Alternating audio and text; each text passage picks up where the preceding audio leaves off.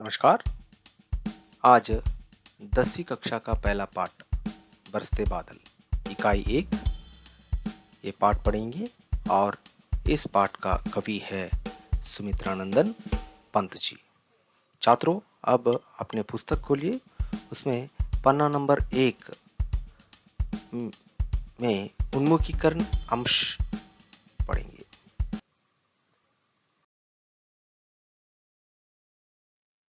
इस उन्मुखीकरण में एक कविता दिया गया है। कविता को मैं गाता हूं और अब ध्यान से कविता को समझिए और इस कविता से संबंधित प्रश्नों का उत्तर बताने का प्रयास कीजिए।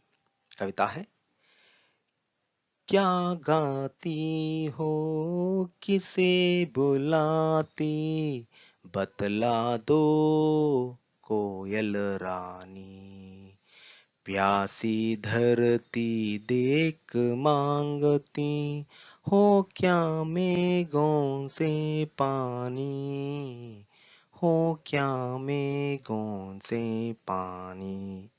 अब इस कविता से संबंधित यहाँ 3 प्रश्न दिया गया है। पहला प्रश्न, मीठे गीत कौन गाती है? कोयल किसके लिए पानी मांगती है? बादल प्रकृति की शोभा कैसे बढ़ाते हैं? अब इन प्रश्नों का उत्तर बताने का प्रयास कीजिए। पहला प्रश्न, मीठे गीत कौन गाती है? कौन गाती बताइए? हाँ, सही है, मीठे गीत कोयल गाती है। इसका जवाब है मीठे गीत कोयल गाती है। अब दूसरा प्रश्न, कोयल किसके लिए पानी मांगती है? हाँ, सही है, इसका जवाब है कोयल धरती का प्यास मिटाने के लिए पानी मांगती है। तीसरा, बादल प्रकृति की शोभा कैसे बढ़ाते हैं? इसका जवाब है बादलों के पानी यानी वर्षा से तालाब, झील और नदियां सब भर जाते हैं। सारी प्रकृति में प्रेरणा और शक्ति भरती है। चारों ओर हरियाली फैलती है। इस तरह बादल प्रकृति की शोभा बढ़ाते हैं। पहले उद्देश्य, प्रकृति के प्रति काव्य रचनाओं के प्रोत्साहन के साथ साथ सौंदर्य बोध पाना और मनोरंजन करना इस पाठ का उद्देश्य है। यानी विद्यार्थी स्वयं प्रकृति से संबंधित कविताएं लिखने के लिए प्रोत्साहन करना और प्रकृति का सुंदरता को स्वयं अनुभव करना इस पाठ का उद्देश्य है। उद्देश्य के बाद विधा विशेष, बरसते बादल कविता पाठ है। कविता भावनाओं को उदात्त बनाने के साथ साथ सौंदर्य बोध को भी सजाती संवारती है। प्रस्तुत कविता नाद यानी ध्वनि के साथ गाए योग्य है। और उसके बाद कवि परिचय, बरसते बादल कविता का कवि है सुमित्रानंदन पंत जी है। उसका परिचय अब देखेंगे। प्रकृति के बेजोड़ कवि माने जाने वाले सुमित्रानंदन पंत का जन्म सन 1900 में अल्मोड़ा में हुआ। साहित्य लेखन के लिए इन्हें साहित्य अकादमी, सोवियत रूस और ज्ञानपीठ पुरस्कार दिया गया। इनकी प्रमुख रचनाएं हैं वीणा, ग्रंथि, पल्लव, गुंजन, युगान, ग्राम्य, स्वर्ण किरण, काला और बूढ़ा चांद तथा चिदंबरा आदि। इन्हें चिदंबरा काव्य के लिए ज्ञानपीठ पुरस्कार से सम्मानित किया गया है। इनका निधन, निधन माने मृत्यु, इनका मृत्यु सन 1977 में हुआ।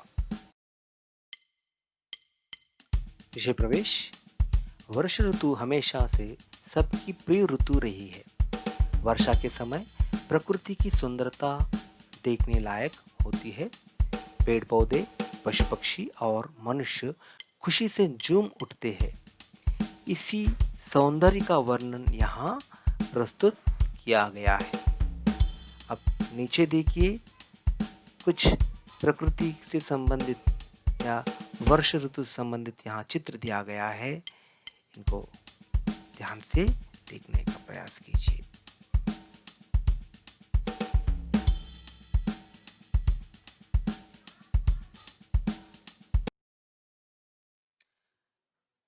बरसते बादल कविता यहाँ 4 पद दिया गया है। कविता को ध्यान से सुनिए। झम झम झम झम मेघ बरसते हैं सावन के, छम छम छम गिरती बूंदे तरवों से छनके, चम चम बिजली चमक रही रे उर्मे गन के, तम तम दिन के तम में सपने जगते मन के, दादुर टटर करती जिल्ली बजती झनझन, म्याऊं म्याऊं रे मोर पियू पियू चातक के गन, उड़ते सोन बालक अर्ध सुख से कर क्रंदन, गुमड़ गुमड़ गिर मेघ गगन में बरते गर्जन, रिम झिम क्या कुछ कहती बूंदों के स्वर, रोम सिहर उठते चूते वे भीतर अंतर, धाराओं पर धाराएं झरती धरती पर, रज के कन कन में तृण तृण को पुलकावरी भर, पकड़वारी की धार झूलता है मेरा मन, आओ रे सब मुझे घेर कर गाओ सावन, इंद्रधनुष के झूले में झूले सब जन, फिर आए जीवन में सावन मन भावन। इस तरह छात्र आप सब इस कविता को पहले कंठस्थ कीजिए और अगले कालांश में इस कविता का भावार्थ क्या है, शब्दार्थ क्या है, हम जानकारी प्राप्त करेंगे।